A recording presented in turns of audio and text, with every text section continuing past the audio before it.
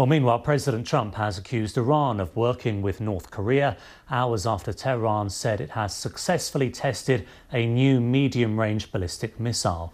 Mr. Trump tweeted that the missile was capable of reaching Israel and again condemned the 2015 nuclear deal signed by Iran and world powers, including the US.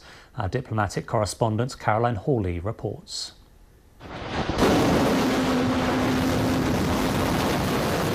A show of power from Tehran, a missile with a message for the Americans. This was state-run television in Iran broadcasting what it says was the successful test of the newly developed Khorramshahr missile, with a range of 2,000 kilometers. The launch came just days after President Trump attacked Iran at the United Nations for destabilizing the Middle East and condemned its missile program. He again threatened to abandon a historic nuclear deal painstakingly negotiated over many years. We cannot let a murderous regime continue these destabilizing activities while building dangerous missiles, and we cannot abide by an agreement if it provides cover for the eventual construction of a nuclear program. Iran insists its missile program doesn't contravene the nuclear agreement, and the Iranian president says his people are now waiting for an apology from Donald Trump. In defiance of Mr. Trump came this military display on Friday, at which the new missile was proudly unveiled.